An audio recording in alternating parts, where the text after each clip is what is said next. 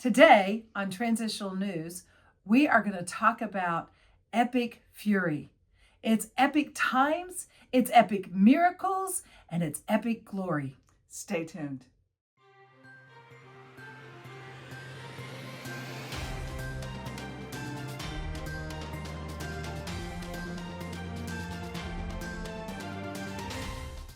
Hi, welcome to Transitional News, where we view current events through a prophetic lens. I'm Sherry Erd. And I'm Mary Beth McElroy.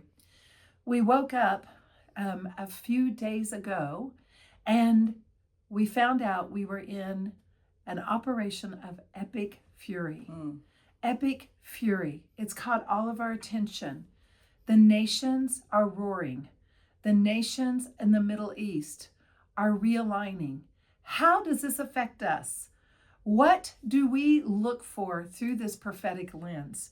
I think we want to look at the word epic because we've been hearing the word epic in intercession. We've been hearing the word epic in conversation before the operation was called Epic Fury. So epic, it's impressive, it's grand, it's heroic, it's a large scale, it's a long duration, it can be intense. It can also mean disorder and often a distinction of something that is new and different. And fury, what is fury? Fury can be wild, it can be violent, it can be a great energy that's being displayed. So we're looking at epic times, epic moments. We're hearing the news say we're in the most historical change of all times. You're watching it. So here we are watching it. And we have to always, Sherry, I think we have to look at the things that are happening in our earth, in our world, and it's a response to the Lord.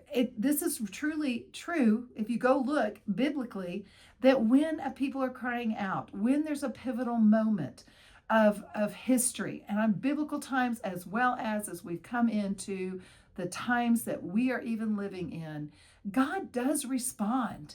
He's responding with his glory. He's responding by taking a step forward to the earth. And as he does, things begin to shift.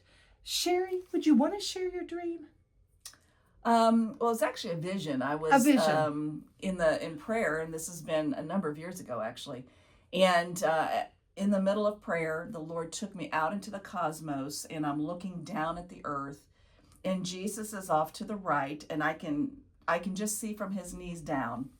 And there was so much glory emanating off of him, like it was levels of waves that surrounded, like went before him, right? And so the furthest one away, of course, was a little bit more faded. And then as it got closer, it was brighter and brighter and brighter. And he took a step forward. And when he did, that outer ring of glory that surrounded him hit the earth, actually hit the globe, right? The earth itself, the planet. And when it hit the planet, the whole planet just shook like that. And then he just paused and waited. And then he got ready to take another step. And I understood immediately by the Spirit that because the Lord can't just come back, bam, just like that, right? He's got to get everybody acclimated to the glory that precedes his personhood before he even physically comes back to the earth. And so when he takes the next step, right, that next wave of glory, which is even more intense than the previous one, right, again, causes the planet to shake. And if he would just immediately come up with the fullness of his glory, can you imagine the planet just falling apart, right? The atoms flying apart from each other, right? The planets going out of the orbit, right? Our Milky Way system suddenly no longer staying within the alignment that it's been declared to stay in because the glory is so intense. And so, part of epic, right, also deals with something that's out of the ordinary, right? Something that's unusual. And that can mean both in the chaos side as well as in the glory side, right? The good or the not so good side, right? When there's something that's epic like that. And yet the epic seasons that come on the timeline for humanity, whether it's individual, right? Whether it's for your family, your city, your state, or globally, right, on the macro scale, every single time, it's because there's something that's going to shift and realign. And can we just say that maybe it's because of connection of Jesus has taken one more step and Yeah. another wave of the glory hits. Yes.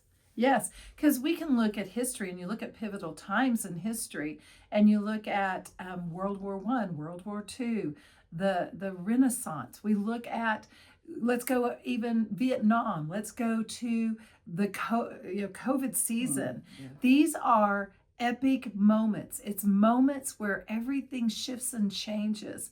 And these are historical things, Sherry. Yeah. They're historical. Biblically, we can look at times biblically when the Israelites crossed the Red Sea. That was a historic moment. But epic. It was epic. Epic. That's not small. Epic is not small. Epic is not something that doesn't have a point, a moment where you can point back to a time. Mm-hmm. And so this is an epic moment. And as we're in this epic moment, that's when all of the heavens shift as well. That's when we've been talking about the resetting of the nations. We've been talking about God reordering, and many have been speaking about this. However, when we see the epic movement on the earth, God is moving. He is doing epic miracles. He is bringing his epic glory from glory to glory. That's truly what that means.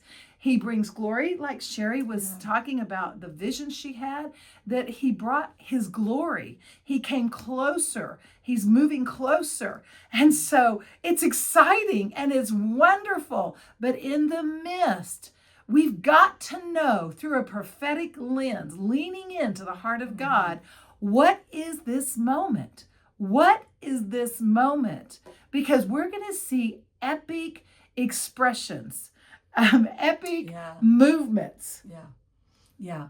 And, so sometimes I don't know about you, but sometimes like you get these, especially if you're a believer in Jesus, right? We put on these glasses, because we've read history in church history, right? Moves of God, things that happened, what we would call the glory of God came in or the glory of God came down. And, sometimes it was like a tangible cloud that would hover, right? That people have had pictures of even in modern times, as well as in history, right?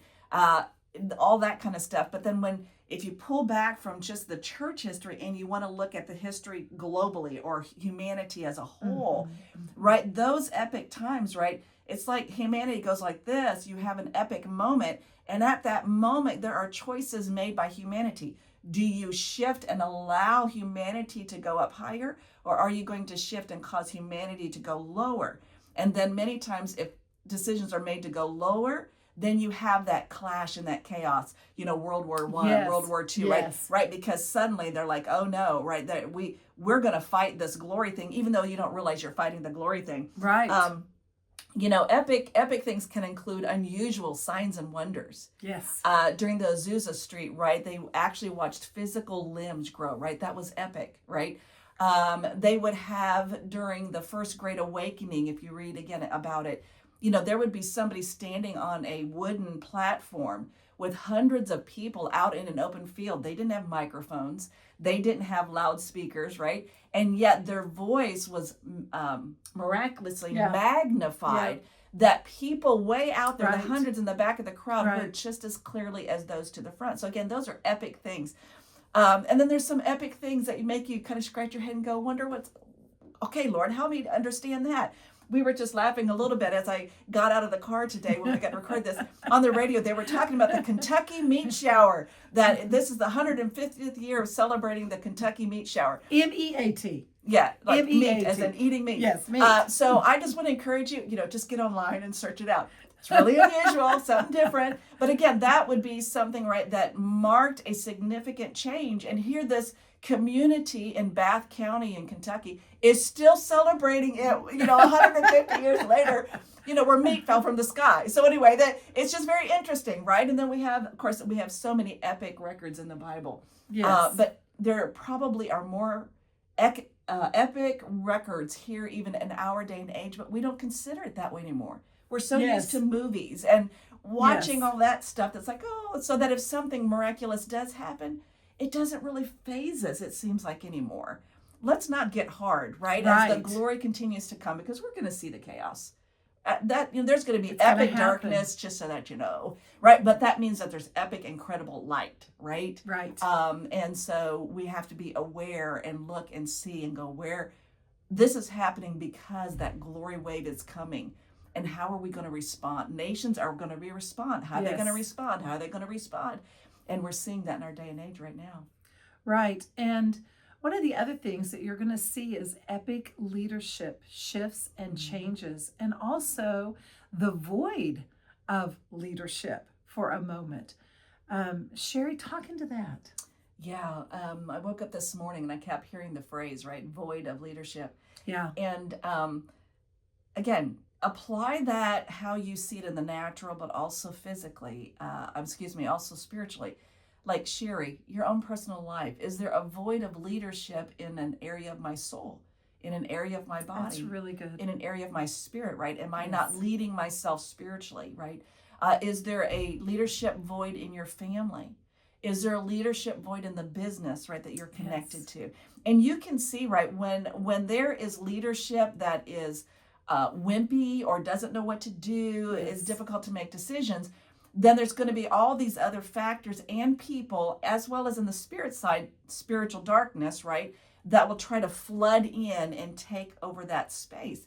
And so we're looking at Iran as a nation, right? Right now, they're in flux. Who's going to be the next leader? Who's going to be the next one to step up to leadership? And who's got the guts, right? Because you may die. And that can be true not just Iran. That can be whatever it looks like the next 5 years.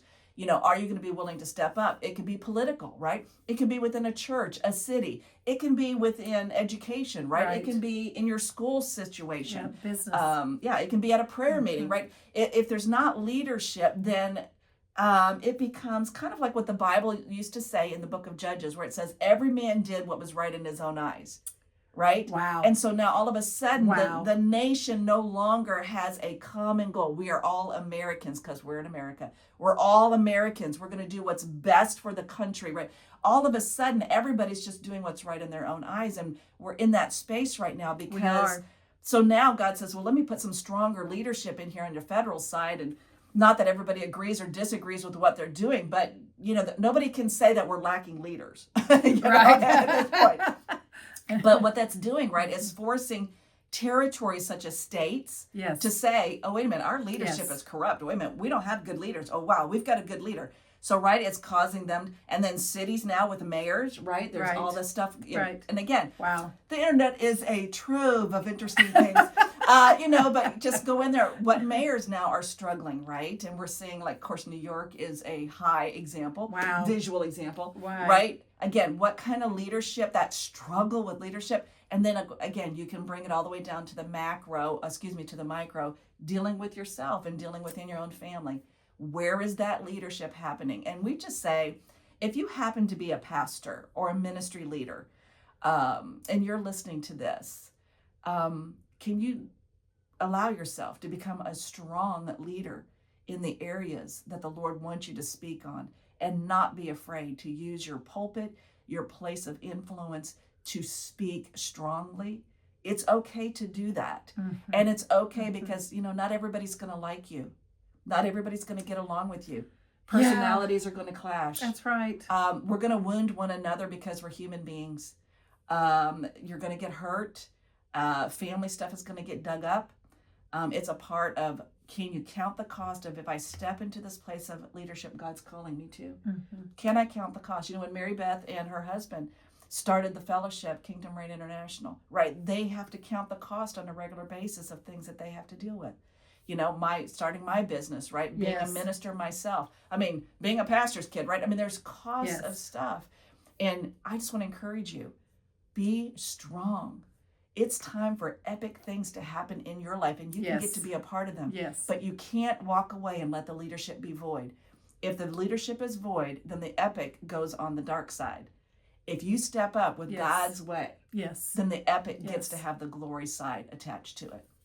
And I think that would be our closing comment and our closing exhortation, is that epic times call for epic measures.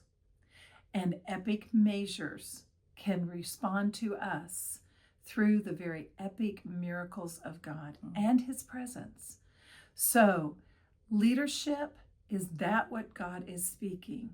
We're seeing leadership being taken out in nations, and we've not seen it like we're seeing it today. Yeah. So therefore, you have to look through a prophetic lens.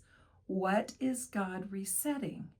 He's resetting leadership. Look at it at a micro, look at it as a meso, look at it as a macro, and begin to realign your life to be a great leader. Yes. So we leave you today. Be an epic leader. Goodbye. Goodbye.